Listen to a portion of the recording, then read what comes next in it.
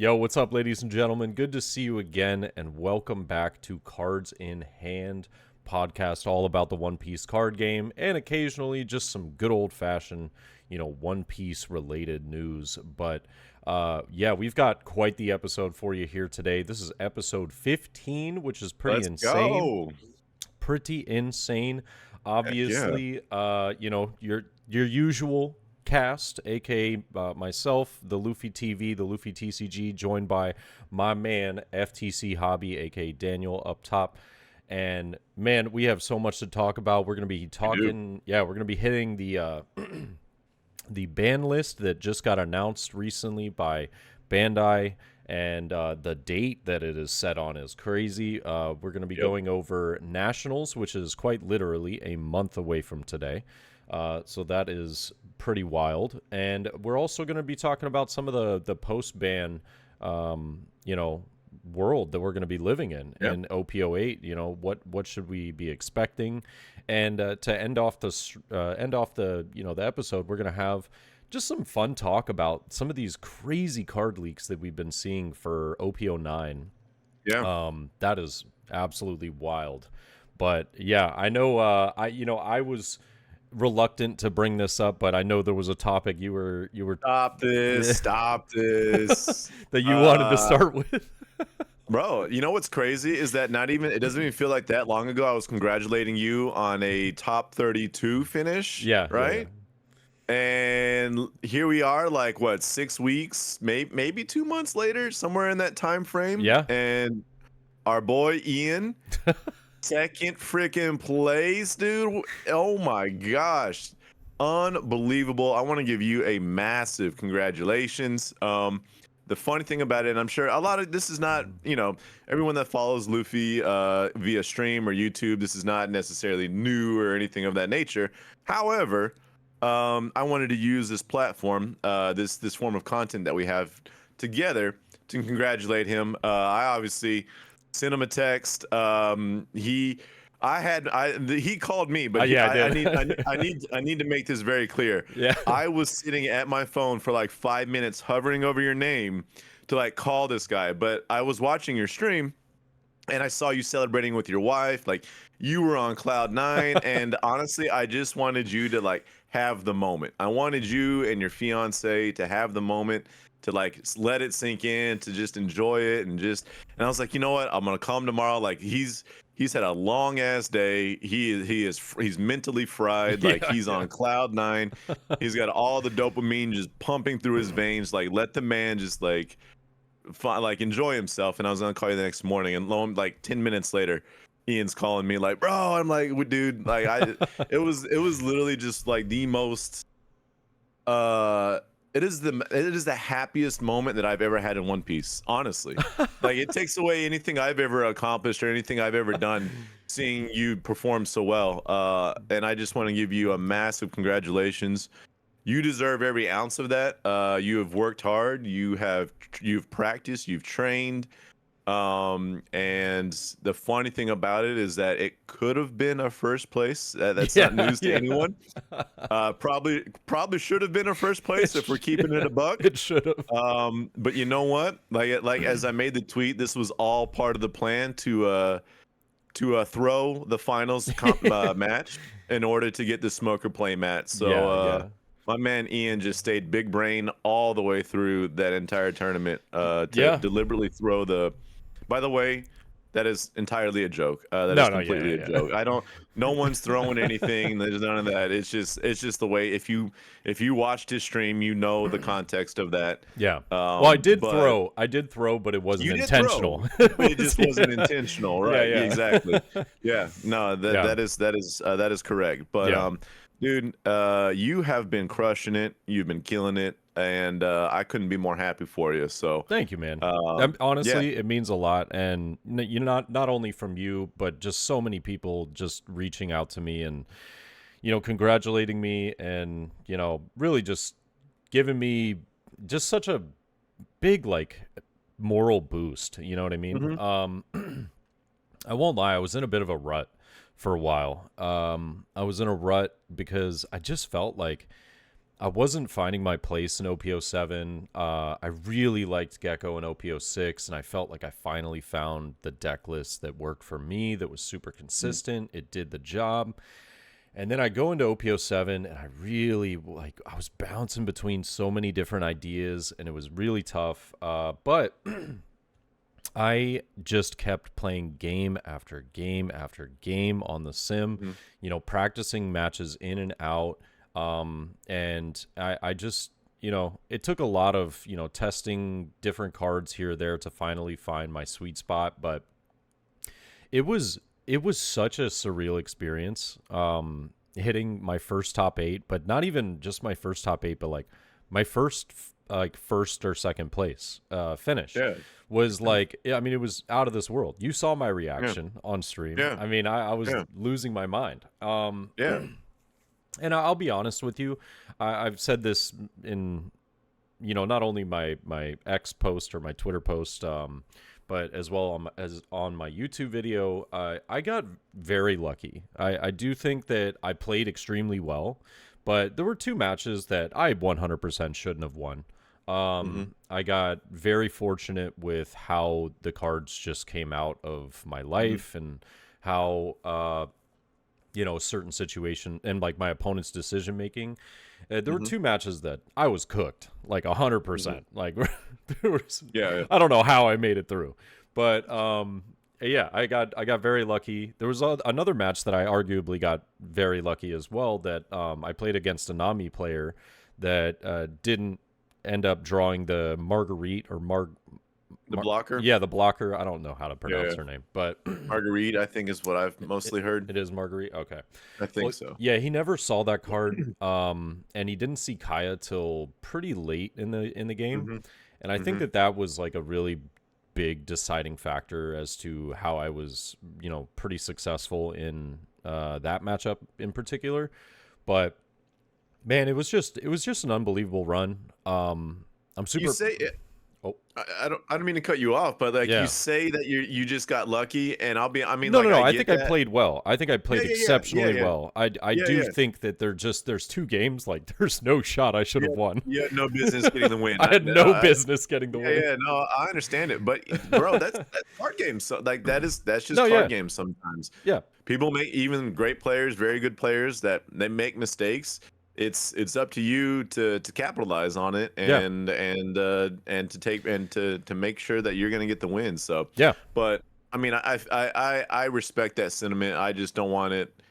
You earned that spot. You earned those wins. You got your dubs, and I don't. No, I'm not like taking away anything. You're an extremely humble guy, and it's a great characteristic of you, and I don't ever change, Ian. But right now I'm here to just boast about you, bro. So I appreciate that, man. Yeah, of course. It was such a awesome thing to happen, especially with just a lot of stuff going on in my fiance and I's life, like, getting married in 3 months. Sure.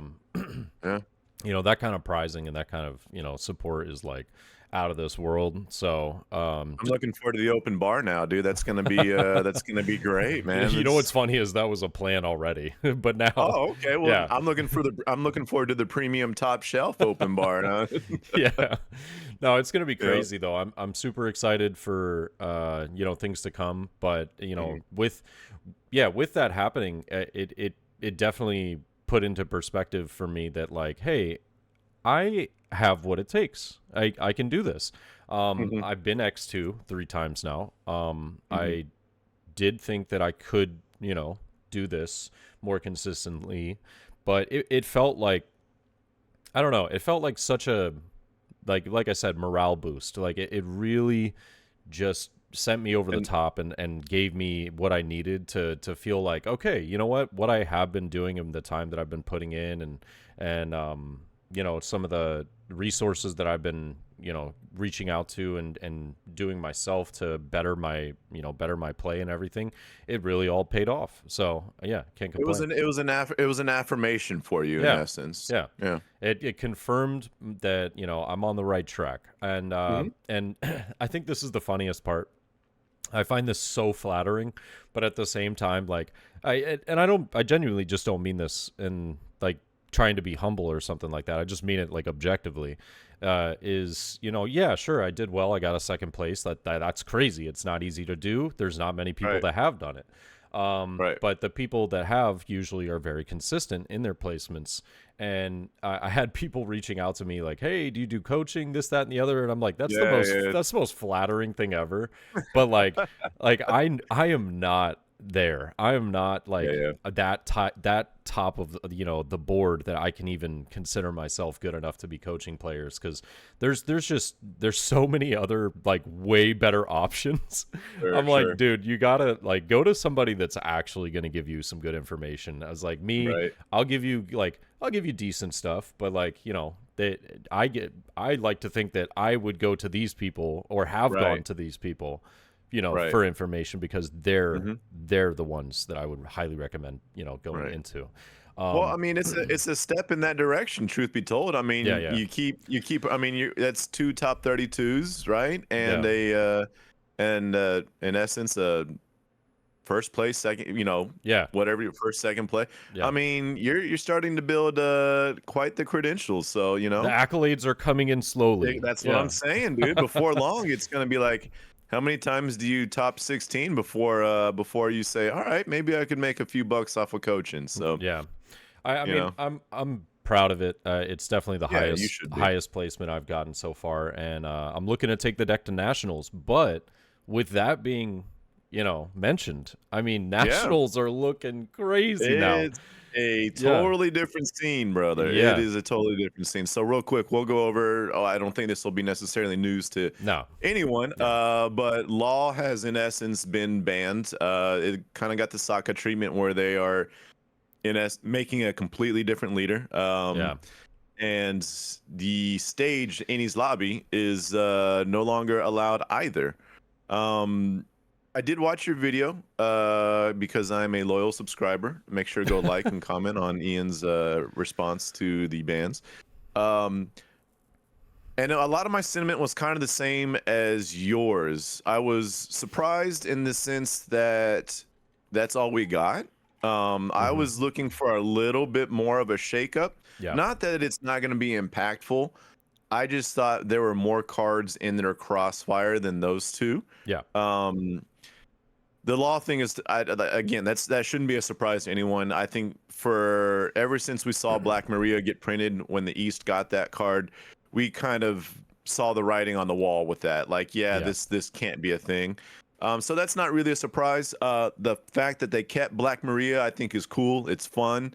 I don't have issue with that. I don't think banning Black Maria was the problem.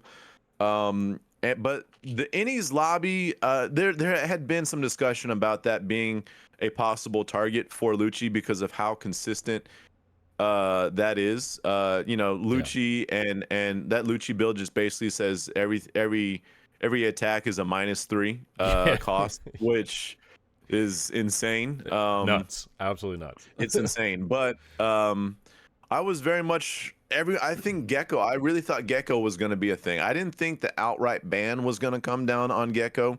I thought they might have tried to get a little creative with it.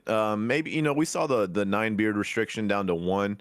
I thought if they just want to keep it simple, keep it along the lines of what they've done, restricting it to 1 for all black decks. Right. I didn't think it was gonna happen, but I thought maybe they go outside the box a little bit and just lock it to just Gecko Moria leader having that, or Perona and Gecko Moria having access to that card. In essence, a Thriller Bark leader. I didn't think that was gonna happen, but it would make a little bit of sense to me at the same time. Yeah. Um, but I thought there was gonna be a little bit more to it. I thought it was a little bit lackluster, Yeah. but I also want to say I think it was enough. I think it was enough to shake up the meta, to make the Oh yeah. changes. Yeah, so like I don't, I think they showed a little bit of restraint, which is I think okay because the biggest issue was Law. But I will say that in Lucci, I don't. Rebecca, I think, is definitely something that I was a little bit surprised at Rebecca, because Rebecca it's a crazy card. It's just Yeah. a crazy, crazy card. And when you include it with Gecko, um, the way that I kind of had it summed out, if Gecko doesn't get hit, then Rebecca needs to get hit, right? Yeah. And if Rebecca doesn't get hit, then and this is kind of like a little bit down the list, but I don't think Rebecca into Spandine should ever be a thing. You know. If you Yeah. that should not be a thing at all. No. If you're gonna keep, especially if you're gonna keep Gecko Moria in the picture. The Gecko, Rebecca, and the Spandine is just, Helmeppo and the Spandine, that whole thing should not exist. And I don't, if there's a world where Lucci didn't have access to Gecko, I'd say maybe. Or if Lucci didn't have access to Rebecca, Spandine is completely fine. Like, I could care less about Spandine. Yeah. But the Rebecca and the Spandine combo, even without Gecko, is just, I don't think that should be a thing in the Lucci build. So I think the lowest thing, the least they could have done to affect Lucci a little bit more is to get rid of Spandine. If you want to keep Rebecca a card, I don't think Spandine should exist right now as it stands. But overall, I think the best way to put it, I think the ban accomplished what they were trying to do. And so I think in that regard, it was successful. There's still some questionable things, but ultimately, I think they went about it the right way. Yeah.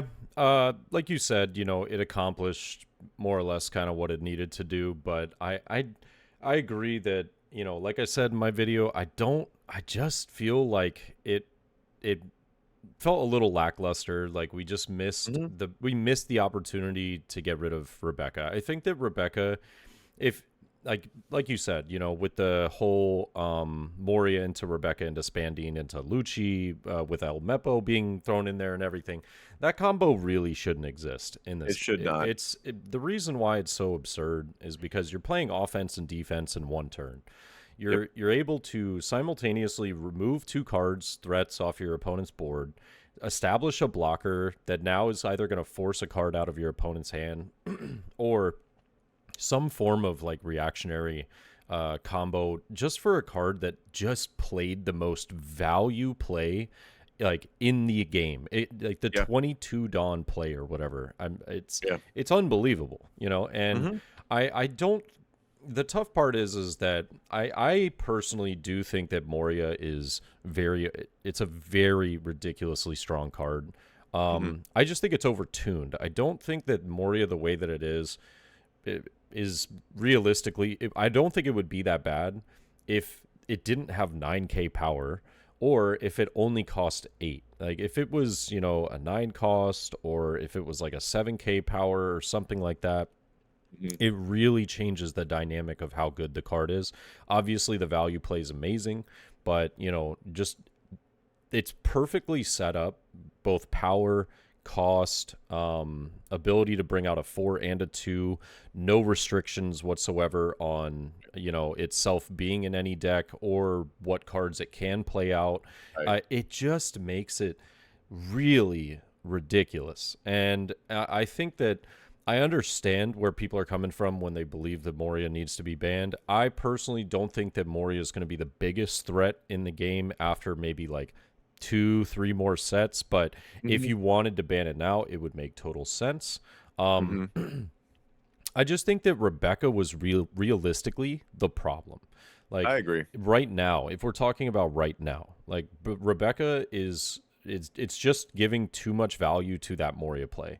If they were to go Lucci Helmeppo off of Moria, it doesn't feel nearly as good as Rebecca Helmeppo, Spandine, Lucci. You got everything. You did it all, right? And and I just don't think that that's realistically where we should have been. So as much as I do think that the ban list is warranted and it makes a lot of sense, I think that a lot of people are unfortunately undervaluing, like, I think there's just a lot of people that aren't playing black that don't realize like how big of a hit that stage is to Lucci. It is a very big hit to Lucci. And I've seen some arguments, well, like, oh, but there's people, shout out Mr. Voodoo, that was running a stageless build already, and that build succeeded in top 8. And I was like, yeah, sure. Like, don't get me wrong. You're absolutely correct. However, just the having stage as a free -2 every single turn for no additional cost other than the 2 Dawn that you needed to play it. Actually, arguably, you could play it for free if you get lucky and get it off life. Bro, I was gonna say, and the Yeah. fact that the trigger says just play the card, Yeah. like what? Yeah. I mean, you have to think about how much value that gives you for the rest of the game. So It's insane. Lucci is mulliganing for that card every single time, obviously, because if you have it, you're now set up for reduction and for removal for the entire game. Right. I mean, that is a powerful, powerful asset that shouldn't be it shouldn't be allowed. But unfortunately, since the game lacks reliable stage removal in every single color, there's nothing we can do about it. So banning the card makes perfect sense until they implement something like the zero cost events that trash a card plus 3,000 power. If they do something of the sorts where they have something like that that does stage removal for every single color, until we get to that point, stages are absurdly free. They're just free value. But there's just not many great stages in the game right now. Right. You know, like for example, Reiju has a phenomenal stage. Being able to trash a card, search top 3, pick up a free searches. Yeah, free searches. I mean, it's more or less, if you think about it, it's more or less a better Sakazuki ability. Like Sakazuki had the trash 1, draw 1. This is now trash 1, search top 3. To choose which one I want. Like, that's really good for a free value 1 cost stage. That's insane, right? Bro, and the trash is, you know, kind of like Sakazuki and other black decks where you're setting up your plays too. You're able to craft you're crafting your trash in order to possibly set up a play next turn or you know, judge down the road or whatever. So it's not just like I get to search, it's like I get to craft my trash, which is incredibly important for me in this deck. So it hits both sides of it, right? It's like it's and I'm not crazy. saying it's like broken or anything, No, but but I do mean that, you know, without reliable stage removal, it's free value for the deck every turn, every single turn. And obviously with the way that Reiju is played, you know, it really sets up, as you said, you know, the future plays and turns. So I think that, you know, I think that them hitting the Lucci stage is super warranted. It makes a lot of sense. RP Law getting banned also makes sense. You know, I'm of the mindset that I never like to see leaders get banned, but I'm with you. Unfortunately, like Sakazuki, it made sense. That leader was busted, dude. It was unbelievably good. And the color combination was absurd. But now banning RP Law, I think that the reason why it makes a lot of sense is because they're limiting design space. You know, for the future of the game, red and purple 4 costs and lower are now limited simply because of the fact that red purple law exists. So they always have to ask, how does red and purple law interact with this card? Right. And that's where it gets into the point where you go, yeah, you know, as much as we'd love to keep this card, you know, in the mix, it's just not realistic, because if we do, then you know, we're tying our hands. Like we just we have completely diminished the space in which we can be creative. So exactly. And I want to see red and purple succeed, and I think that, you know, RP Law might have been limiting that fact a little bit.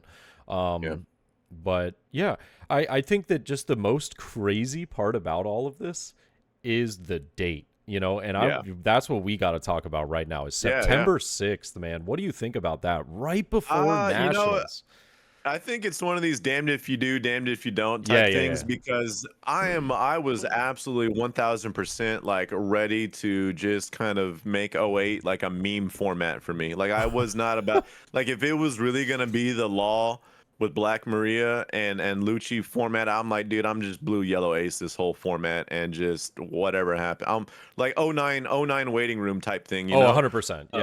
Yeah, it's just like, okay, well, we know the 2 best decks, like there's nothing really to be solved here. There's not. It was looking pretty grim. I was like, man, this might be the lowest we've seen One Piece. I mean, I don't remember the last time we had a 2-deck format, you know, where it's just like, if you don't play these, you really just don't win. And so I was very, very concerned about that. And there was a lot of people that had that same sentiment of like when we saw when we saw the East have their, we didn't know when it was going to happen for us. Yeah. And Yeah. everyone was like, dude, please don't make, because they made us do that with Sakazuki, Oh right? my It's God, like no. they're like, hey, we know you're dealing with crazy ass builds from EB Saka, but you know what? Just deal with it. You know, like you're gonna have to deal with it, and it is what it is. And I think all of us were like, please don't do this to that Yeah. again. You know, Yeah. like please don't. And sure enough, they didn't. Yeah. Right? It's like, okay, we're not gonna do this to you.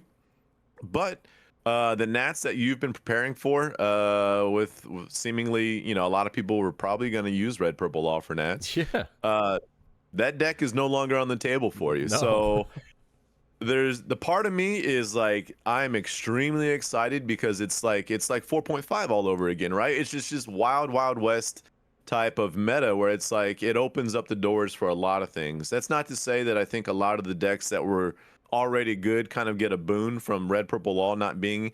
So I don't know how much it's going to really impact the meta, with the exception of Reiju now being a thing.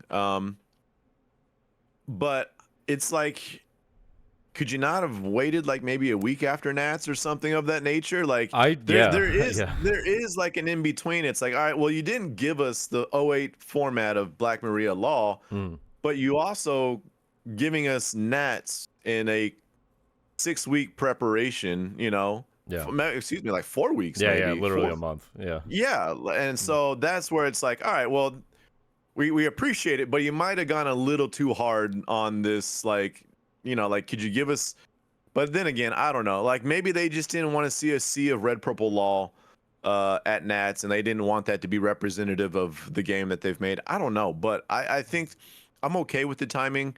It's fine. I'd rather have it this way than the other way around. Is kind of how I feel about it. Oh, 100%, man. I would Yeah. not. I don't. I I said this on record so many times that I was like, dude, if we have to play through that OP08 meta, like, I'm probably gonna take like a minor break from, you Yeah. know, from streaming the game and, like, you know, content creation and stuff like that. Yeah. Just take a little break off. But so I'm super glad that they did it, you know, for OP08. However, like you said, I really wasn't expecting right before Nationals. Granted, Yeah. am I mad though as a Gecko Moria player? Absolutely not. Some people were like, well, hey, why would you, you know, be happy about this? This takes away RP Law because RP Law was one of your favorite matchups. And I'm like, sure, yeah, that's fair. But I've lost multiple RP Law matchups where, you know, I just get high rolled by, you know, like some crazy card draw, and I just am not able. I low roll and don't see Absalom. So Right. I think personally that, just yet again, personally as a Gecko player, I'm so fine with this because the stage was the biggest problem about the Lucci matchup that was really rough to deal with. It made a lot of my cards in my deck worthless, and just not too slow to play, and not really like find a place or, you know, a spot for them to be. Playing Gecko Moria, playing 6-cost Sakazuki, it was too slow. I couldn't do it. It just didn't work out. Now I don't have to stay as low to the ground and, you know, putting out bodies as much as possible because I know that they're going to get removed. Now I can focus on like getting to my top end healthy, still flooding the board quite a bit beforehand, and then being able to play my 8-cost Morias as, you know, an answer to my opponent's board, or to set up, you know, a Borsalino and stuff like that. So I'm super excited about that.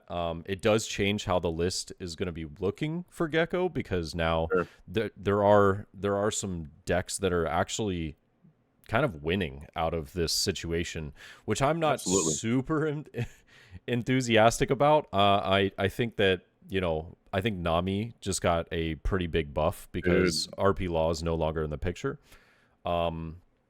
And now kind of got a little bit of a boon too without stage for Lucci. Like Lucci's gonna have a harder time removing those big bodies from Enel. Yep. And just RP Law not being in the matchup anymore. Yeah, exactly. Enel's, those were two big Yeah, exactly. That was like the worst. And so Enel's kind of eating good right now. I think that Reiju is going to be making a big splash back into the meta, because, you know, Reiju's whole thing was, it's still a really tough game to play because of RP Law being in the meta. Right. Now that it's not, Reiju is a reality. Like this is, Absolutely. yeah, this is a deck that quite literally could be a tier 1 deck now. I don't, I won't even, I'll go so far to say is it is tier 1. Yeah, yeah. It is tier 1. I mean, it immediately shot up to a competitive deck that can win the whole tournament. I completely, I believe that 100%. Yeah. I still think that Reiju is going to have some answers, which is why I like this meta a lot. Is that, Black Yellow Luffy will be able to kind of put Reiju in its spot. I also think that Bonnie just like says, "Ha! I put down 8-cost kid. Nice try." Like, yeah. have fun Yep. fun trying to swing into that with all of your little weenies on board. And sure you have ETG, lower it to 6. Like, Right. I don't really I care. mean, you're literally gonna load all your Dawn on the ETG and then get it blocked by Rosinante, and they're just gonna laugh at you. Like, it's just like, okay, well, there goes my turn that I literally just wasted trying to swing in the kid. Yeah, which is fair. but I do think that Reiju has plays into into Bonnie, but it really does rely on seeing the 8-cost judge, because if you don't see judge, then you're not able to rest the Dawn that they're setting up for resting your attacks. You're not able to deal with maybe some of the top end and getting over those pesky like Basil Hawkins and stuff like that. So I think Judge is going to be really big. I think that card is going to turn some tides for some of Reiju's matchups. But yeah, I mean, Nami, Reiju, I think Black Yellow Luffy kind of doesn't really have to deal with RP Law as well now, which was not a great matchup for it. It's not like the worst, but it's also not great.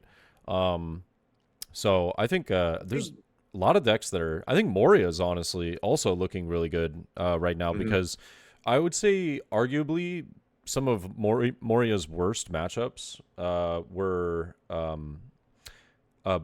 still Black Yellow Luffy, obviously. But I think that the way that I tech the deck makes it a little bit better. It's a better matchup. It's a lot closer than a lot of people think. And then Nami's just I have to draw well and they have to draw bad, or I have to draw well and get lucky with some of my hits. So that's about it. But then oh shoot, what was the other one? Oh yeah, the Lucci matchup is actually much better now, because like I said, just not having the ability to use 8-cost before or any of that was really rough.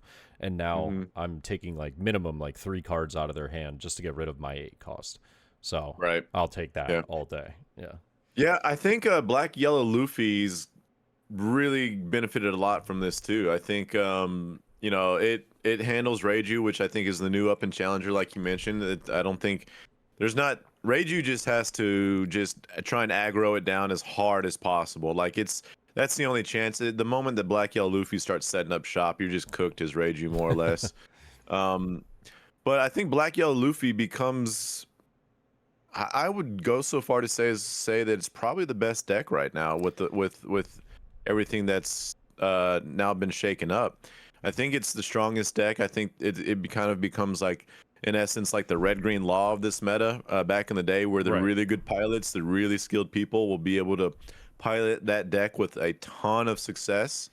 But what is cool is that now that stage is not a part of Lucci, and like we're seeing this meta shake up, is now the tech choices within these deck lists are going to start to change a little bit, right? It's like, all right, if I don't have stage as Lucci, am I plugging in more finger pistols now? And like what am I doing to make this deck to compensate for the lack of stages? And so it's the ripple effect of like, well, if Lucci's not going to have this, then how do I respond as Gecko, or how do I if I don't have to worry about Law, then can I add more 8-drop E-shows into my Black Yellow Luffy matchup to try and help that out a little bit more? So like there's a lot of stuff to be tested right now, and a lot of like tech choices to be made, which, like we said, the timing for Nats is, you got a month to kind of lock get it those in. reps in. And it's gonna be tough, because I think I think there's definitely some changes that can be made on both ends,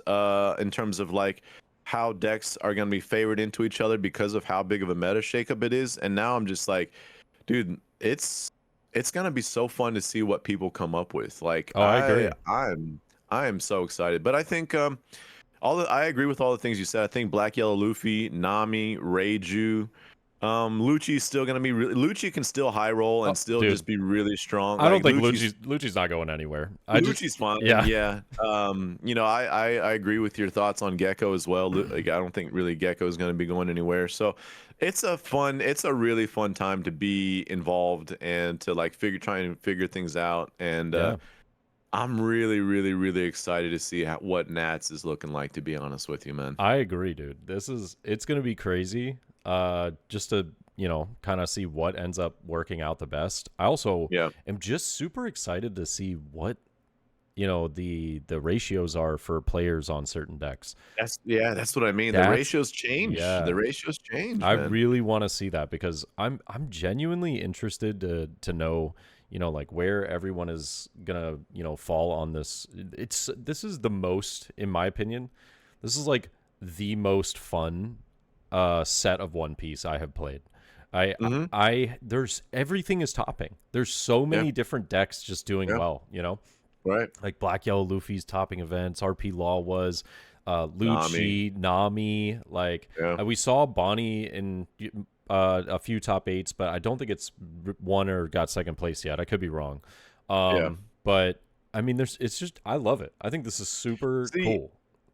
and this feeling is what we should be feeling every single release. I And know. this Yeah. is why it is important for Bandai to. I know they're working on it, but this is how we should be feeling every single time a new set is about to release. Yeah. You know, like this whole thing of the East getting it before us, and people putting Kuzans in Black Yellow Luffy's before us, is an issue because we don't get this enjoyment and this excitement. Like we kind of get like things are already like par baked. You know, they're half baked by the time they get to us, and so we're like, all right, well, we don't really have much to add to this. Yeah. But this feeling that we're experiencing now, man, like I cannot wait for this to be just the feeling we get every single time because dude, this is where we get the full value of like enjoying the card game because I can't tell you how fun it is to go on the sim or wherever, even with your homies locally, Yeah. and just like I'm gonna plug 2 or 3 of these in and let's see how this Yeah. works. And like,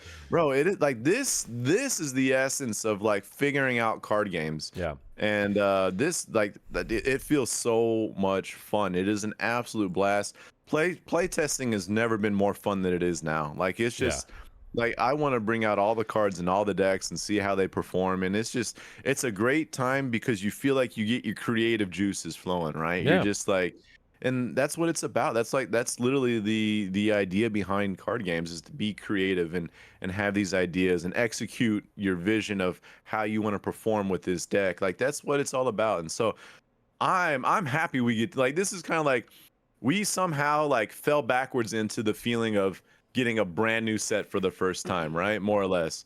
And it's awesome, dude. Like this is such a cool feeling. I'm so hyped. And to know that we have the '08, that we don't have to worry about any of that nonsense, It's just like it feels so good. It's like, Yeah. wait, I can actually maybe have a shot with King or something like that, or Yeah. like those leaders aren't just dead on arrival because of red purple law. Like we might actually be able to perform well with these new leaders that you're giving us because now we don't have red purple law in the picture, which to me is like super exciting, man. Right. And that's, that's something, that is super worth mentioning is to branch off of that, like going into, we've brought up and we've talked about how this is going to affect nationals and, just went over that.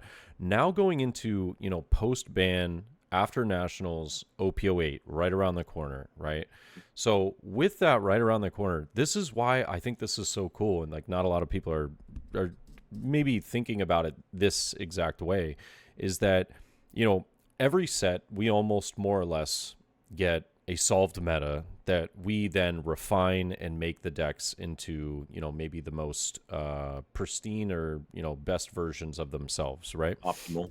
Yeah. Right. So with that in mind, now it's a whole new, we're in the wild wild west. This is a whole new Mhm. ballpark because in OP08 we can't go based off of, what their deck lists or anything were in the East Right. because everything was revolving around RP Law being broken Yep. and Lucci just being a monster with Stage and Mhm. Jack and all that stuff. So now that we don't have to deal with that, there's going to be it literally is, like we're playing our own meta. So now Yeah.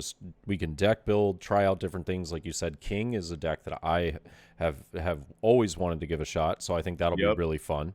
I think that you're gonna see some really interesting builds come out from previous leaders of other sets that might not have even been relevant Yep. in OP08. So Right. I think that's super cool. I'm loving the fact that we are gonna have some stuff like that. I like that there's also a lot of new cards that are in OP08 that might not have been used as much because Hmm. you weren't playing one of the two decks, like the two Right. have to play decks essentially, Right. and that gets me excited because It's I'm just ready to have a really fun set ahead of us and an end to a set that I already thought was really fun and really great. But yep. yet again, I do, F in the chat for RP Law players because genuinely I feel for you guys. Like that's so rough that this Yeah. happened. I just thought it would be after Nationals. I really did. I didn't think that any of this Yeah. would be like right before. No, it definitely caught me off Yeah. guard. As someone who played RP Law from the moment that starter deck released, Right. I loved the deck. It was a great deck. It was a lot of fun.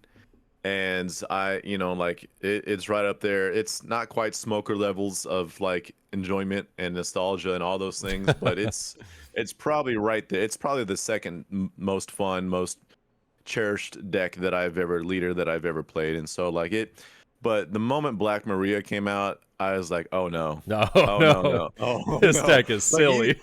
yeah, no, like even as someone who loved the deck and wanted it to be as strong as possible, uh, and had my biases, I when I saw that I was like, no, no, no, no.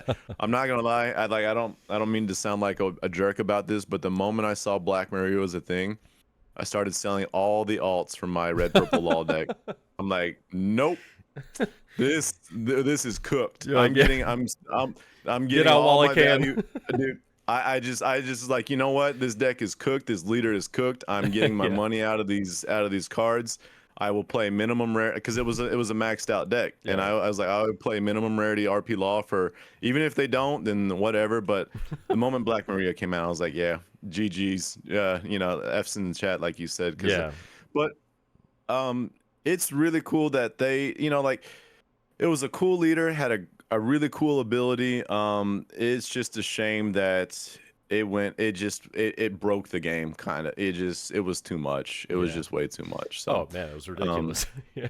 yeah, it truly was. And like you said, the O8 format just completely is doors wide open. And you don't have to ask yourself the one question, how does this do into RP Law, right? How Like do I beat that's that? the Yeah. exactly. Like when you're like you to your point, the tech choices that you're making and the cards that you're using, it's like you don't have to ask yourself like, is this card going to do anything against red purple law, which completely changes the landscape of the meta. Yep. And I think also Bandai didn't want I, Bandai does listen to their customers and their players. How quickly they react is That's up in the something air. Yeah. that's up in the air, but they do listen. Yeah. And I think there comes a point where they saw that O8 was almost dead on arrival Oh yeah. for the West. Like there was a lot of sentiment, and it wasn't just you and I. There was a lot of other content creators, a lot of other big players that all had the same sentiment. And it felt like even opening up product for O8, and that's kind of like the bottom line for Bandai, right? It's like we got to get people to buy product because this has to be a profitable thing for us, right? Yeah. I mean, People just yeah. can't. Yeah, you just can't just buy singles and like we don't see that money, right? So like they didn't want to have a product that released in the West that just didn't resonate. Like that's just like a dead on arrival thing, and that's not healthy for Bandai or the TCG at all. So Yeah, and They had to do. yeah, you're right. They had to do that, and I also think that they just maybe that's why they didn't hit like Black Maria and stuff is because they knew that the newest product was coming out for the West, and they just didn't want to. They were like, all right, we want you to have the cards that are coming out. Like Yeah. we'll hit a leader from a starter deck in an OP03 stage. Right. Call it a day. Right. No, and I think that's the way to look at it. And I don't think Black Maria. Well, it's yet to be seen. Actually, I actually think Black Maria can become an issue with Reiju. Oh, it's a crazy good card. Yeah. Yeah, it's a crazy good card, and I don't, like in Kaido and things like that, I don't know how much of a threat it actually possesses. In like decks like Kaido. I mean, I know it's strong. Don't get me wrong. Like I'm not gonna sit here and deny it that it's not a strong card, but I wonder how much of an actual tangible effect it has in terms of Kaido being a extremely competitive deck. But decks that already are competitive, such as Reiju, where you can literally just Porsche and Don minus as aggressively as you want. Yeah. And then the moment your opponent's at 8 Don, you just play Black Maria, activate, and you just go straight into. So you can be super aggro for those 2 or 3 turns, and just minus all you want, and then just go immediately into Judge with the Maria activation. Might present a problem, but I don't know how much of a problem that will actually be. So I genuinely think that Purple Kaido for OP08 is something to really consider now. It is okay. It is something to really consider. The reason why 5-life leader, monocolored Animal Kingdom, dude, your stage is searchable now. Your stage can be found. Queen, Animal Kingdom Searcher Queen. Yup. Yeah. You're gonna have, dude. There's so many. There's so many like possibilities with that deck now that I think that's gonna be a direct answer to Nami as well.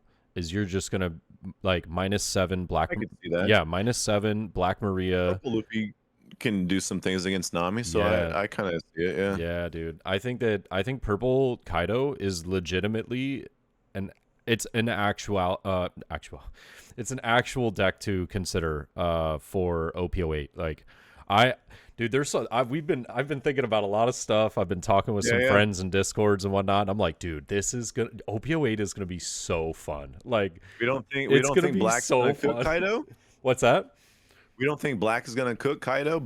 Purple usually has a hard time against Black. Is kind of been the thing. So here's the thing. It might. But there's some really good. Oh wait. Hold on. Now that I think about it, wait a minute. Oh, I might be crazy. Is that Queen card black or purple? It's Black. Oh, never mind. I was thinking of the it's mono purple colored but there starter is deck for Kaido. Isn't the I thought it was the purple. search?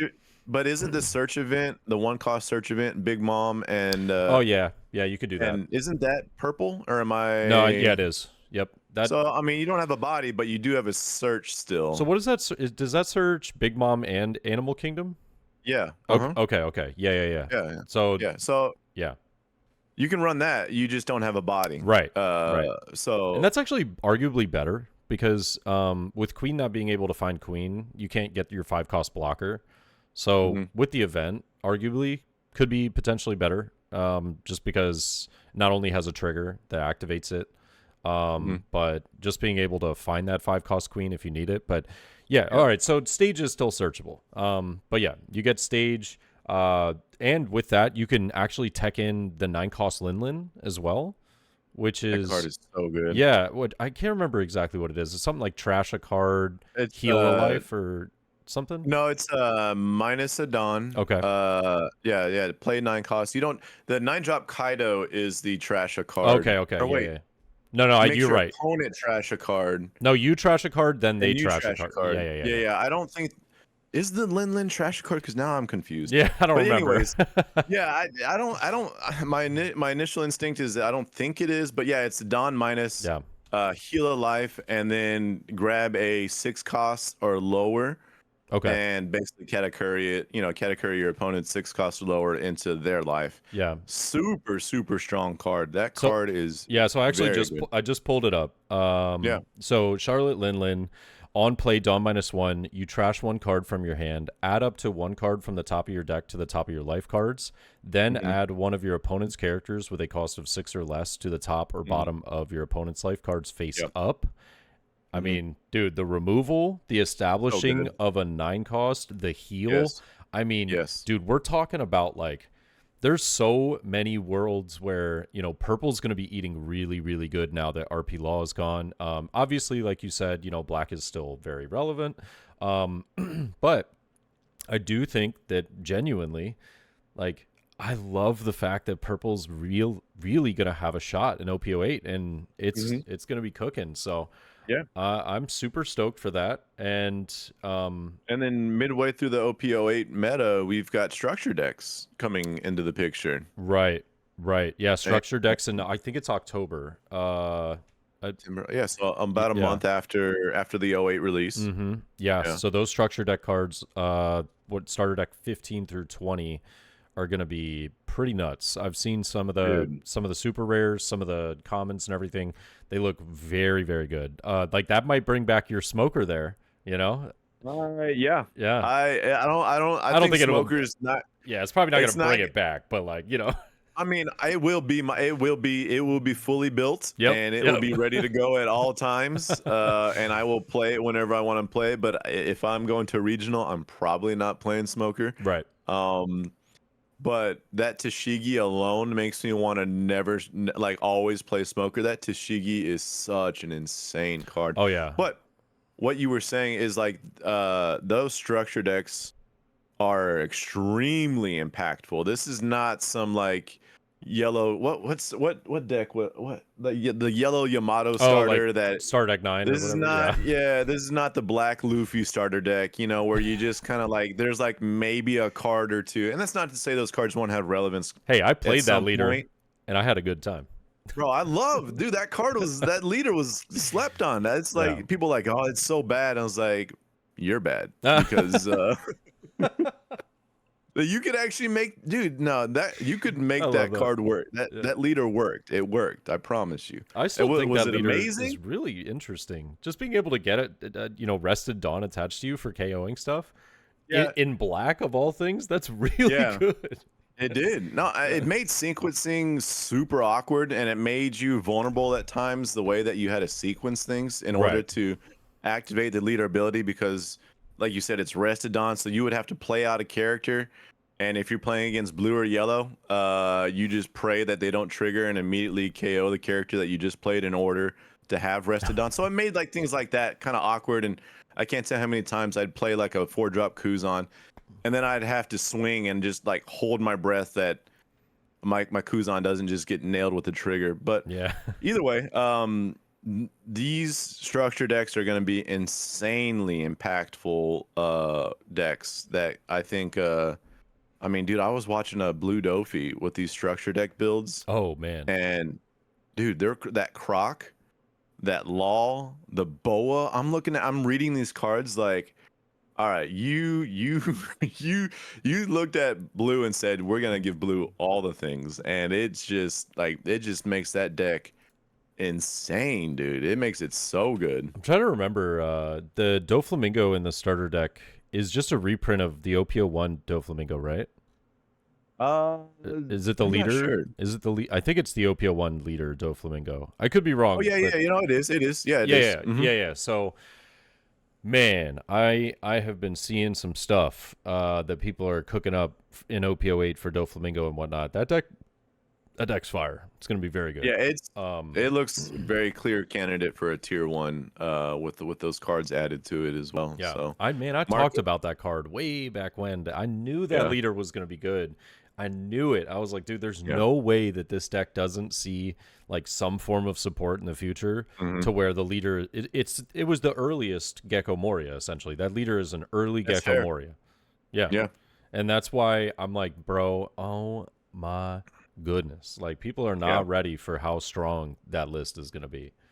Yeah, and then like Crazy. to your point, you've got Tashigi being a really big card for black. Yep. Well, to be fair, Tashigi is leader locked to just Smoker, Smoker. Yeah, yeah, yeah. which it should be. Like, there is no way that Tashigi should be just a free for all for any leader. That card Yeah. is insane.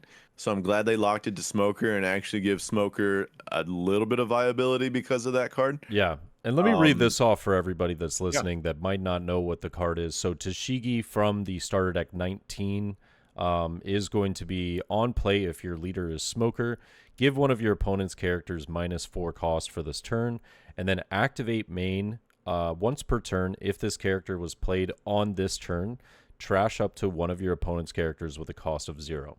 So realistically, Not immediately, KO. yeah, trash.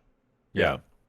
So you're immediately, no matter what, with combination of leader effect and Tashigi's on play, getting rid of 5-cost cards very easily. If you tack in more reduction, we're talking 9-cost, 10-cost cards, easy peasy, with a 5-cost being played to the board. Yep. That's also an established 6K attacker. Yep. So And if you're going second, which generally speaking Black does, and I'm getting way ahead of it, but I'm just saying if we stick to what Black likes to do and going second, your turn 3 with 6 Dawn, you're playing Tashigi for 5, leader and then you effect. have your one Dawn, so you're getting your buff with the leader to make it a 7K. And yeah, that's just It's good. actually hold on, dude. It is the card that allows Smoker to be viable like that. Yeah. If Tashigi was not a thing, it's just Smoker's not a thing. But real quick, hold on one second. Okay. Oh no. Now I'm super curious where he's going. No. Oh, I'm not a regional champ like you, so I don't I don't have the smoker playmat. However, okay. I do have this playmat that I've been dying to bring out because I have like way too many playmats. Yep. Because this was back in my smoker days, and it's perfect that we're talking about this combination. Spotify people, I'm sorry, but Oh yeah. bro, Oh, that goes hard. That goes hard. That's a like yeah. that is my smoker playmat with, and then Tashigi being played on. I'm just like, Dang. it's my chef's kiss to like seeing Smoker back in the picture, and Tashigi being such a huge card in that deck, and I feel like I'm like you and I both. I mean, we're just like it feels yeah. good, man. Feels real good, real man. good. Yeah. Yeah. I love that. I'm excited for all of this to really just kind of spruce up, what people are playing, what the ideas are. God, I mean, like, I know yet again, like, I genuinely sympathize and I feel bad for anybody that has been maining RP Law for nationals, right? I don't sympathize if you wanted to play I was RP gonna Law say. in OP08. I don't, not even Yeah. a little bit. I don't No, sympathize. no. But like, this is gonna be so much fun. Like, I am excited. And then watch me say this and then eat my words. Like, some random deck just comes out and absolutely just destroys everybody. And we're all like, this is not fun anymore. Like, Yeah. No, make it stop. make it stop. Our top 16 is like 7 Namis, Yep. 4 Luchis and seven black yellow Luffys or whatever just like Yeah. just clumped with like. But honestly, like, I don't know. I would rather have it this way because we knew what was going to happen at Nats. 100%. Yeah, like we there was no element of surprise. There was no like intrigue. Like it just, like I said, we knew what to expect. So I think that's going to be a blast, dude. It's going to be an absolute blast. So Yeah, I'm excited. I don't know. All I'm saying is, I know you're coming to Nats, right? But you said you were. Are you playing in the LCQ? I was having such bad issues on my phone trying to sign up for LCQ the moment it went live, and I jetted over to my desktop, and I just did not get there in time. So no, I'm actually not. I did not make it in time for the LCQ, man. Dang. But you're still coming Yeah. for the vibes and the good times. Oh yeah, no, I got to see everyone, and I just want to just be a part of the One Piece environment, man. Like I just want to be there and hang out with the peeps and see your handsome face and all those beautiful cheer you on in the top 16 tables and Dude, all right, you're getting way ahead of yourself. You're getting we are way ahead of yourself. manifesting. We are manifesting, my friend. Yeah.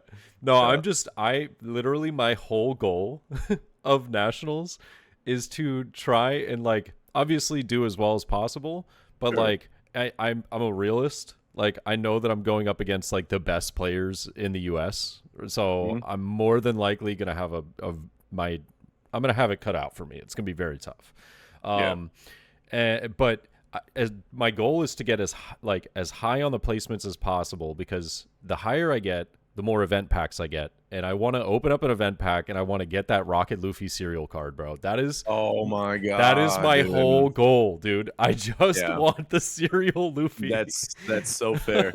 That is so fair. I That don't card even is care about anything else. yeah. No, that card is so sick. I'm like Yeah.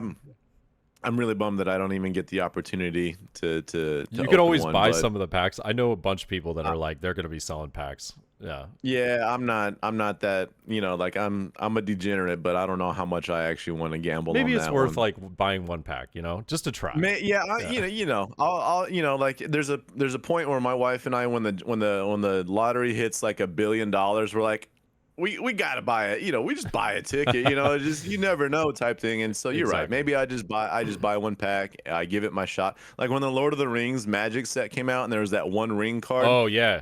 I Gotta bought I try. bought it. I bought a single collector's pack for like $35. Obviously did not hit the ring, but you know what? It was worth a Uh, shot.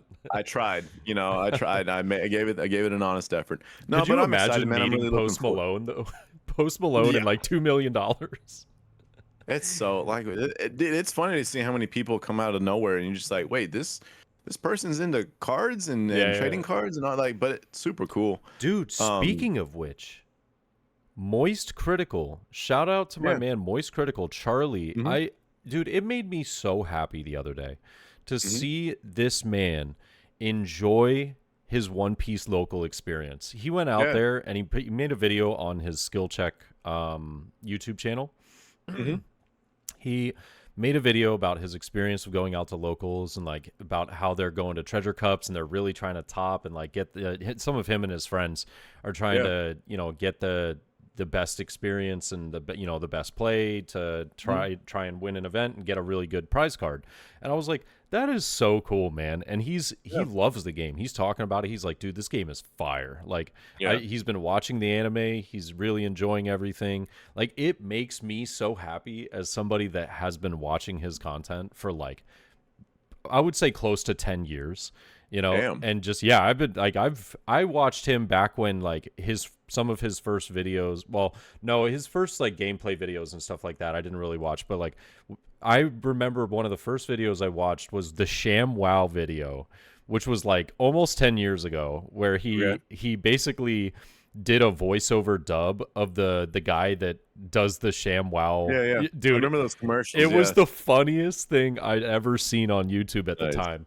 And I had to subscribe, and so he kept doing them. It was really funny, and then he started, like doing a lot of like commentary and Hmm. talking about, different things, and just his way, his demeanor and his way of talking about stuff is hilarious. I love it. He's also got a Okay.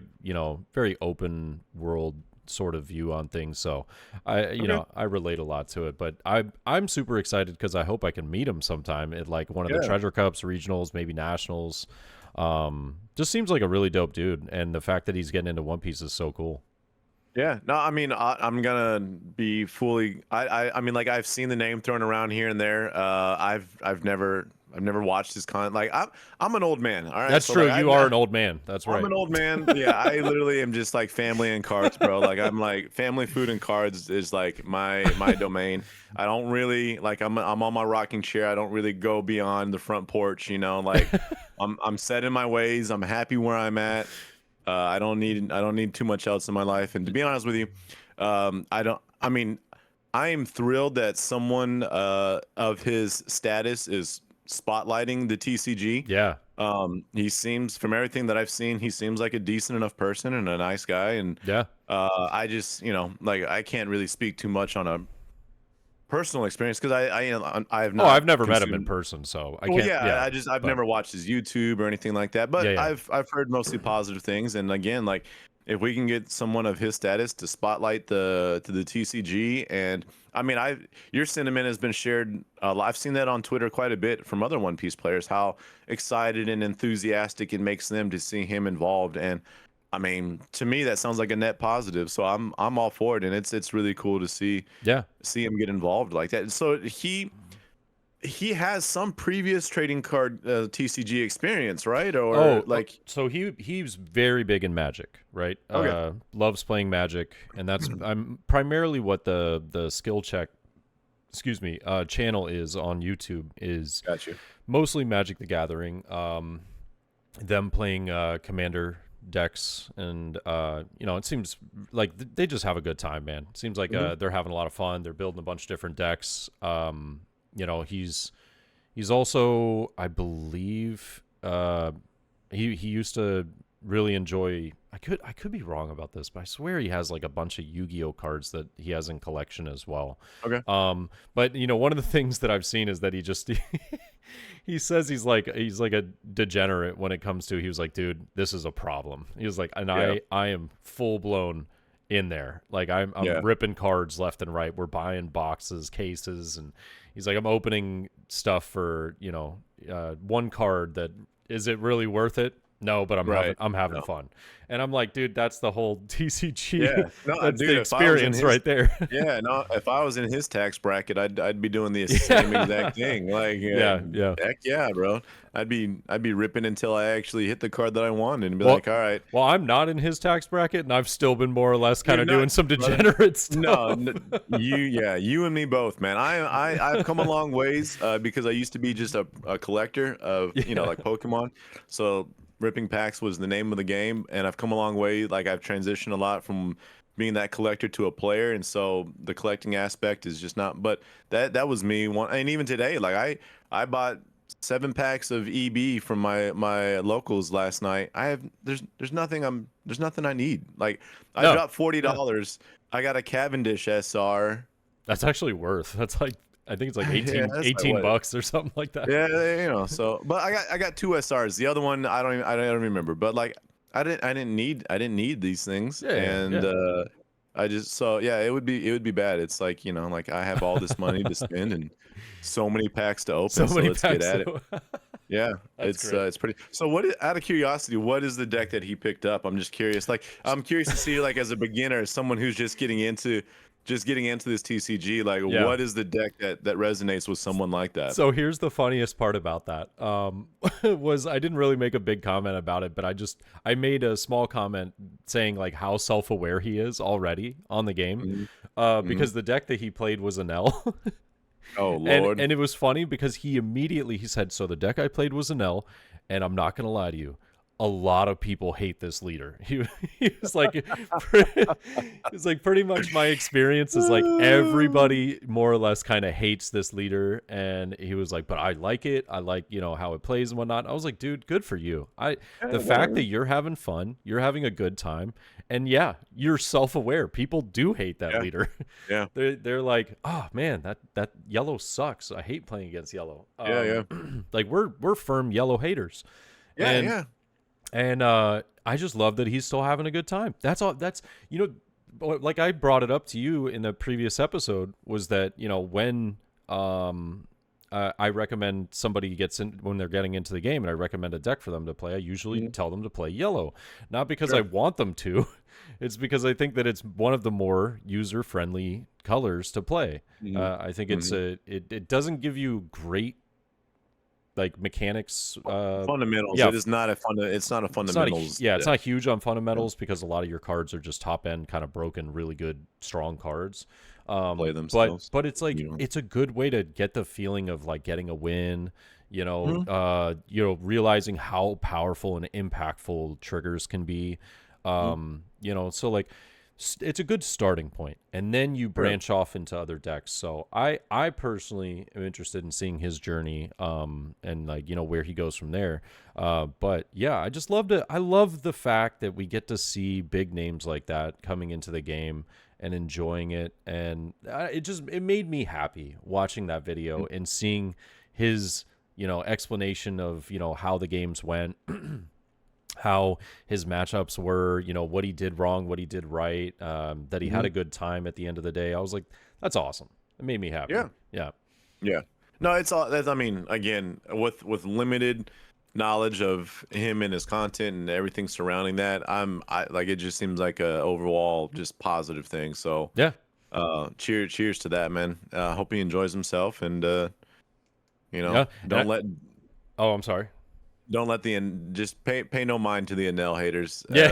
And Yeah. as long as, dude, like we joke about it. If you're having fun and you're enjoying the game, do you Oh have yeah. fun? Oh yeah. Like my days outside of bitching and complaining about yellow are until they print like another reject or something like that. There are mostly, like I've said what I've made my peace with yellow. I've accepted yellow, and it is what it is. It's just, it is. Nami will never go. My disdain for Nami, I don't think will ever diminish. I agree. I agree. But it's just, when you become seasoned veterans like you and I, you just kind of like, it's that meme of the dude getting hung, and he's looking at the other dude, and it's like first time, It's Oh like, yeah, is this your first this time is here? actually, bro. So it's funny because that actually just happened. That's such a perfect example. It is. It's like it's funny you say this because this literally happened last night at locals. I've got a friend. I used to be competitive into fighting games, and I won't go too much into this, but I used to be really big into fighting games, and I'd go and I'd compete in the same sense that I do now with trading cards. And I have a friend here locally who's an absolute badass in Third Strike, which is, if you're familiar with like old Street Fighter games, Third Strike was an extremely popular game. He is considered a top player in the nation for Third Strike. And he kind of dabbled into the One Piece anime, and then went and read the whole mangas, like read Oh, wow. all of them. Nice. Yeah, went crazy on them. And then has been seeing a couple mutual friends and myself feeds with One Piece trading card game. And last week he was like, "Hey, dude, like I think I want to dive into this." And I'm Yeah. like, "Say less, bro." Yeah. So I went over there, got him set up. I gave him the green Uta deck, him and his wife, the green Uta decks, because the deck's more or less. I mean, you got to plug some cards in, but generally speaking, you've got the most complete deck in a starter box. Right. Right. Like it's just like you can hit the ground and start playing with this deck without having to invest I all agree. that I much. agree. That's into it. actually a good point. Yeah. So I just gave him and his wife 2 green Uta decks, and he's already cooking. But last night we went to locals together. I picked him up and like, let's go do this. He played a Nami for the first time. And he was like, the person was like having to explain the win condition and like all these things, and like, Dude, I already see where this is going. Oh, it's so bro, miserable.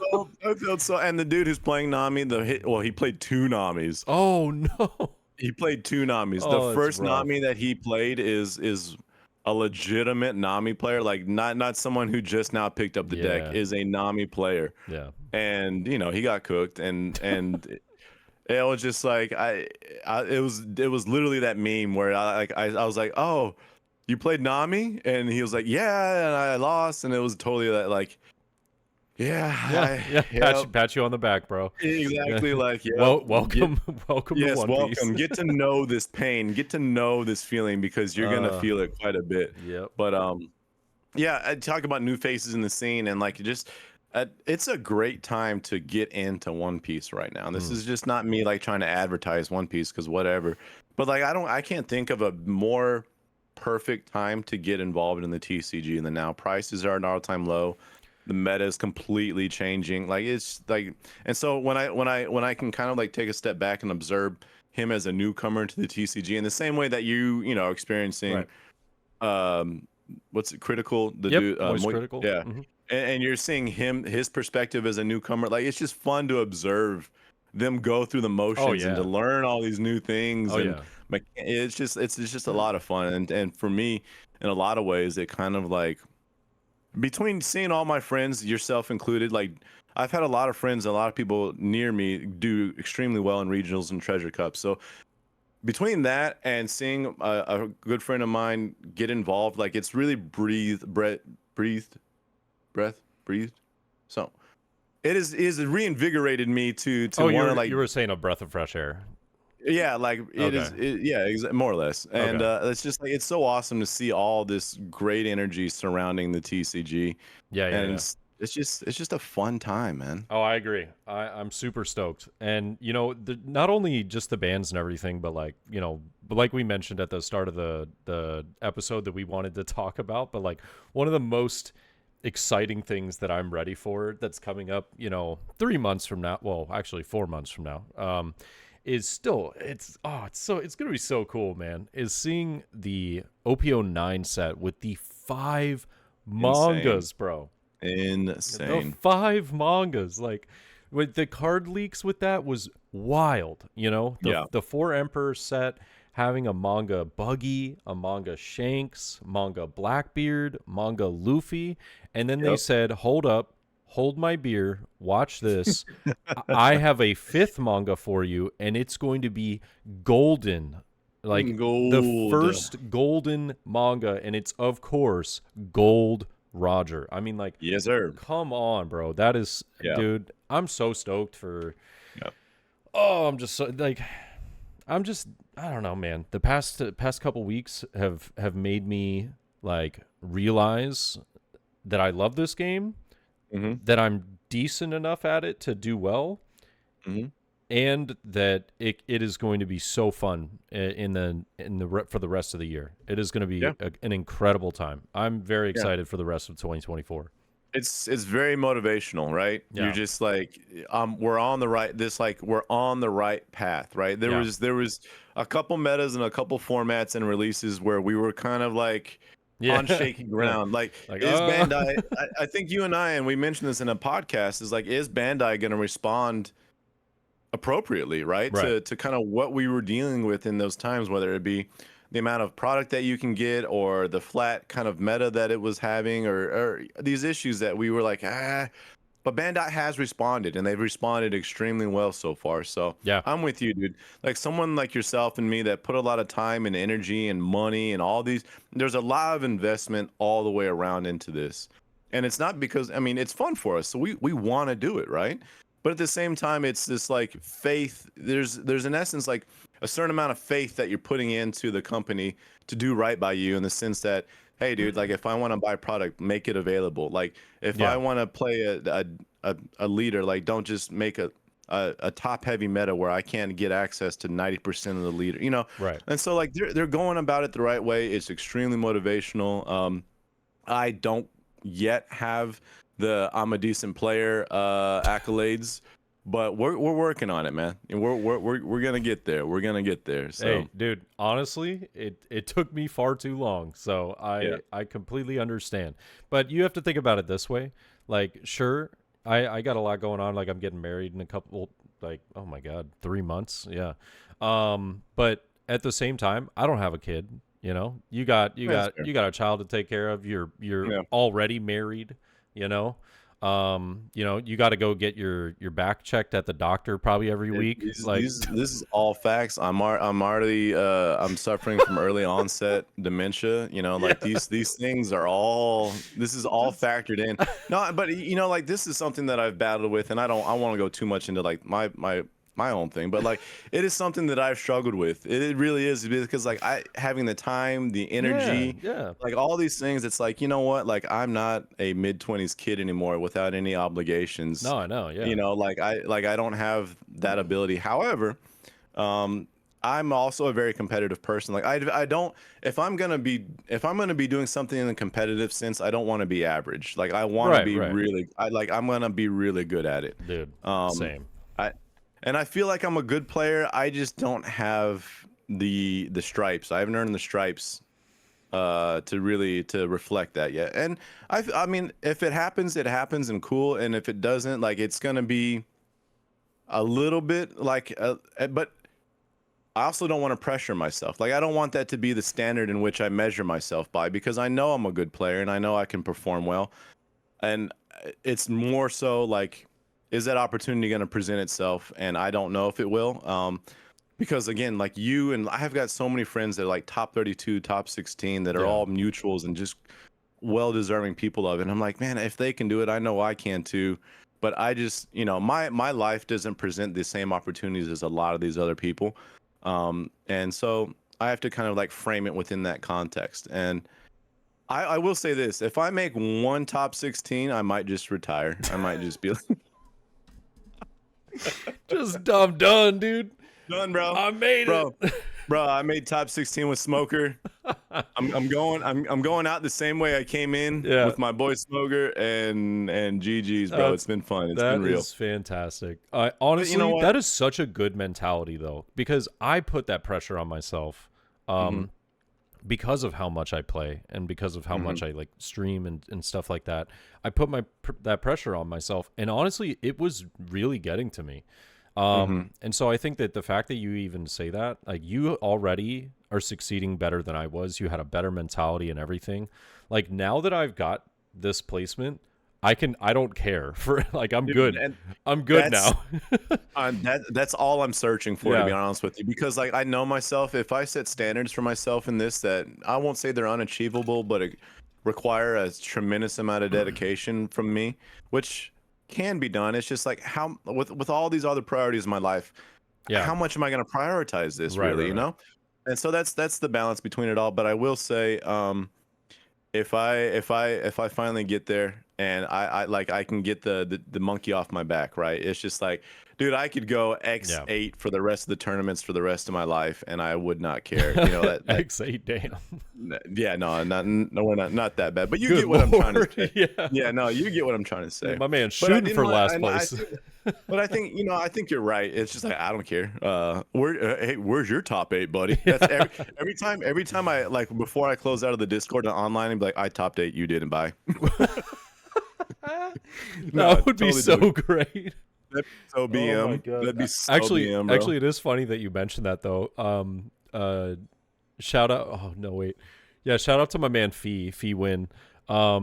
He doesn't. This well, okay. I don't mean this way, but he's topped multiple events, right? But he Mhm. doesn't have a serial. He's topped. Oh no. He's topped all the events Oh no. that didn't do the serial as a Oh. prizing. So it's funny because I can't remember who said it, but we were in the Discord, and one of the guys in the Discord with us was like, he was like, "Hey, bro, come back and talk to me when you have a cereal." Oof. But like, Oof. obviously it's friends joking around. Yeah, yeah, But I yeah. was just like, dang, and like the fees Damn. won like so many events, but Yeah, yeah, they're yeah. all like they're all events that you didn't get a cereal for. So That's rough. so I was just like, wow, you don't have a cereal? He was like, yeah, Yeah, bro, never got one. It was like yeah. all the regionals, I either like bubbled out of top 8, or I think he bubbled out like 2. I think he said he got like 10th and 9th place or something like that. Oof. But then, like the other ones that he did top were either treasure cups or like Eggman events that were, he went like 9-8-0, 9-0 or something like that Mhm. at like case tournaments or whatnot. I was like, man, that is wild. Like, I just Hey, couldn't believe that a man of his stature didn't yeah, have a cereal, but it was just kind of unlucky circumstances. sure. And real quick, shout out to Eggman for his top 8 with Black Yellow Luffy Oh too. man, that was That incredible. was sick. That was Yeah, incredible. When I saw that, I was like, no shot, dude. Like, yeah. the content creators were eating good this That's past true. week. You, Voodoo, Yep. Eggman, yeah, Yep. y'all went off, man. Y'all Every went off. everybody was popping off. And like, Yeah, shout out yeah, to the homies, Eggman and yeah. Voodoo. If you're not following them or you're not subscribed to Oh, them, you you need to should be. be. Yeah, Mr. Yeah. underscore Voodoo and the Eggman, or just Eggman. No, I think it is the Eggman on YouTube. His things are always, his is like mine, where it changes sometimes. Subtle differences between the different social media platforms, Right, right. um, you know what? I think there's a message in that, to be honest with you, and like just to summarize that, I think as a player, and I just kind of want to speak to like in a generality, putting pressure on yourself it can be a good thing, like Yeah. 100%, because that is what motivates you. Yep. And like if you don't feel bad when you lose, like what is the motivation for you to want to get better type thing? It's Yeah. like if you don't care about those things, it's totally fine to play a game within that context. There is nothing wrong about it. But putting that pressure and that expectation on yourself is only going to motivate you to become a better player. However, it can also work counter to what you're trying to accomplish as well. Because I know myself well enough. I've been in sports almost all my life, or in some form of, like, I've always had a competitive hobby. It's always been competitive. And I've always wanted to do well. But I know if I played 2 or 3 more regionals, and I played a handful of regionals, and I didn't like at least top 32, and I invested all this time and effort, I would start.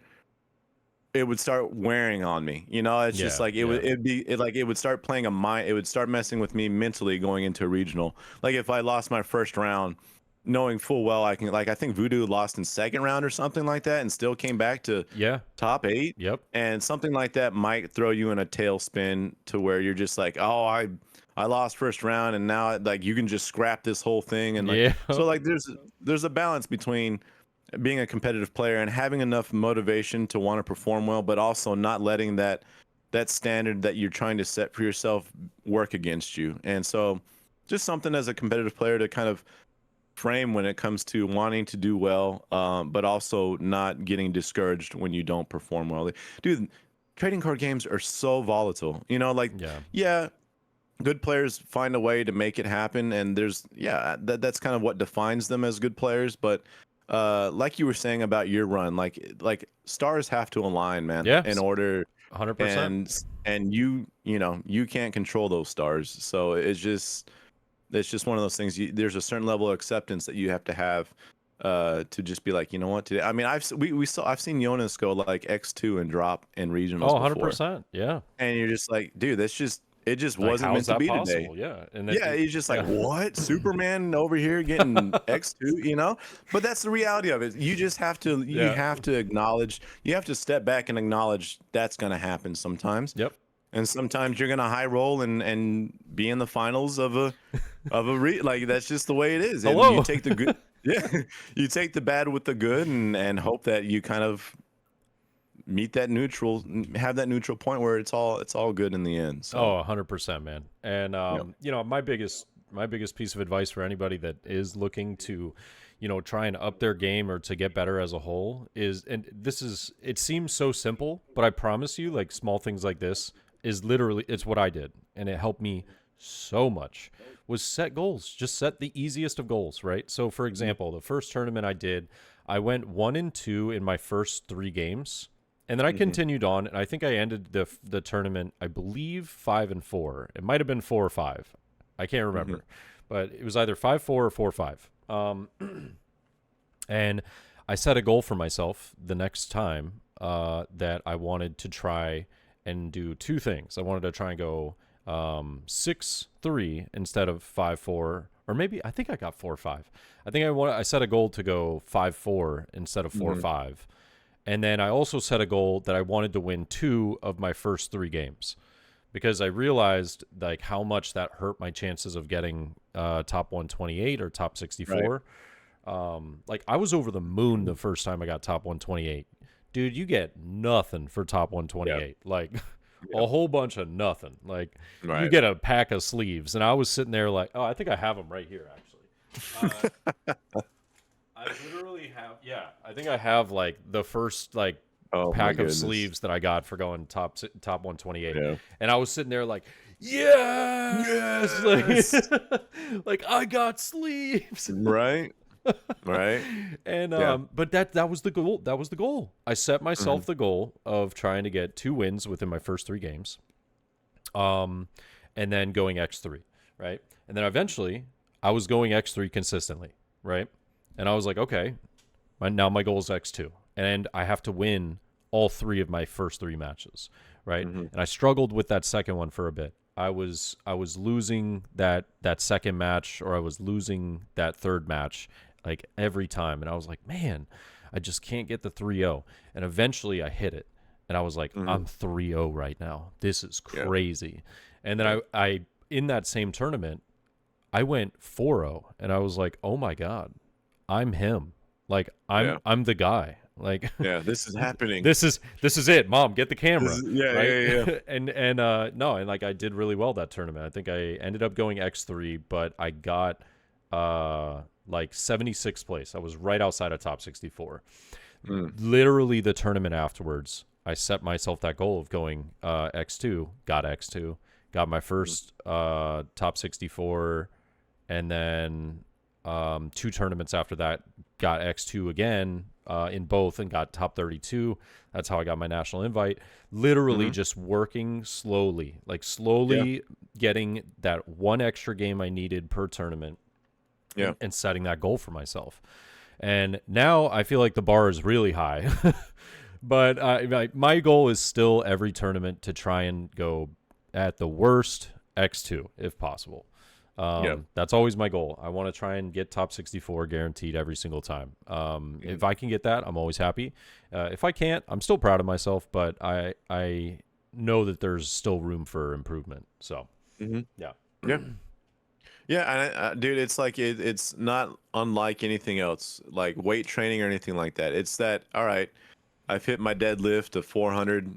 I think in a month I want to be at like 425. You know, like it's like you said, it's just constantly evolving, and you have to train. You got to train in order to get there. But I think that's a great way to look at it, is to have those standards and say, all right, well, next time I'm going to do just a little. My goal is to do a little bit better. Just a little bit better. Yeah, you just know? a little bit. Just if you're improving, you're trending in the right direction. So yeah, and honestly, I think that is just the beauty of this game, is that we have so many opportunities to have a lot of really fun events, whether it's locally, online, offline at some of these bigger events. And we just have a lot of opportunity to try and showcase our skill and put in, a lot of practice towards, topping in some of those events. And honestly, I think this was just a fantastic episode, going over a lot of the, really interesting stuff coming from the ban list,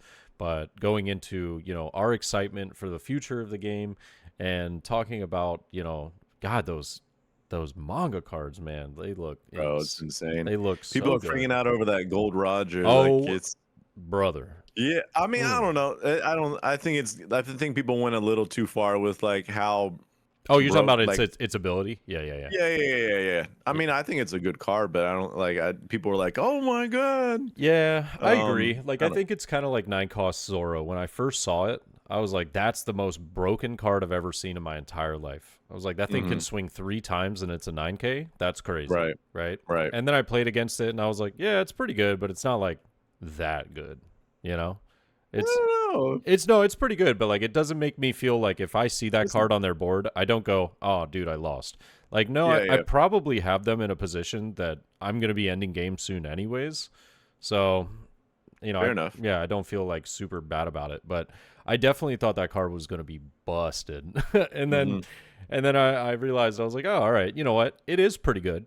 Don't get me wrong. Still very good card." Yeah. It's just I definitely like way oversold it. I thought it was going to be the craziest thing I've ever seen. Yeah. Yeah. But it's cool that it's a 10 cost 13K. Yeah, 10-13's First dope. ever. Yeah. That's really cool. That is dope. Wait, so real quick before we log out, Yeah. this is where I'm confused. Is there a manga that is just a normal Gold D Roger manga, and then there's a gold manga, or is the manga only in gold? So what I've seen for the Gold Roger is it is a secret rare, right? So there's a normal secret rare version of it. Then there is an alternate art, and then there is the gold manga art. That's what I've seen. I don't believe there is a normal manga version of it, then a gold manga version of it. I could be wrong. Yeah. But from what I've seen, it just seems like there's just the 3. There's the regular, the parallel, and then the alternate parallel, the manga gold chase card thing. Yeah. And Blackbeard looks like it's gonna shake up some things, man. That Blackbeard looks wild. Yeah. Yeah. That's gonna be a lot of fun to talk about. Yeah, dude. Once we get closer, we gotta get a little closer. Yeah, I think we're jumping the gun on it, but hey, as news is revealed, we're gonna react to it as well. Absolutely. I think honestly, what's gonna be setting us up here is once you and I get a couple weeks of play testing with kind of a new meta and so on and so forth, I think we go into our full Nats breakdown about what we think we're gonna see and all those things. Because I'm really like, I really want to like I'm really curious to see like what actually is going to come out on top in this meta. Yeah. The only thing that bums me out a little bit is that we don't really have any events prior to there's no events that are going to be with that that ban list being added to it. That's the only thing that does make me a little like kind of bummed out, because I do think that it almost feels like we're kind of going in blind. Like, We are, yeah. what is everybody playing? Am I over teching for something? It's crazy. I Right. don't want to get too Yeah. deep into it. Yeah. Right, but there's a lot of discussion revolving around that, so I think it would be a fun one to have. Yeah, yeah. And Yep. you know what? I think that maybe Eggman will probably end up hosting some tournaments. It's Maybe true. yeah, maybe I can partner up with him or something about getting one going, maybe like one or two going before nationals, so that we can maybe get some ideas and Yeah, see I what's love up. that. Yeah. Or Well, ladies and gentlemen, we appreciate you listening as always. I hope that you enjoyed this episode. I think this was a fantastic conversation about a lot of, a lot of different points of the game as a whole. Um, I would also love to hear what your thoughts are. Whether you're listening on Spotify or here on YouTube, the YouTube comments are always great. We just want to hear what you guys think. Leave a timestamp about a particular spot that you were most interested in, or that you want to comment or give your opinion on.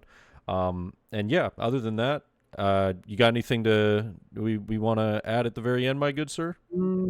I will add to that. If I'm curious to see what people are choosing, so if you're let us know what deck you've chose for the rest of this format, because I'm really curious to see Yeah. what the most popular, because we've got options now. Yeah, it's true. So I'm curious to see what people kind of gravitate towards.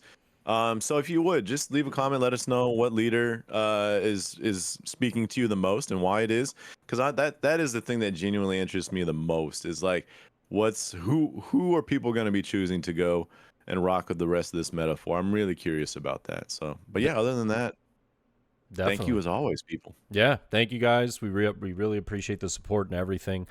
If you did enjoy this video or this episode, please consider giving it a like or a follow on Spotify. Share it with your friends. Give them the opportunity to give it a listen as well. But other than that, we will catch y'all in the next one. Peace. Peace.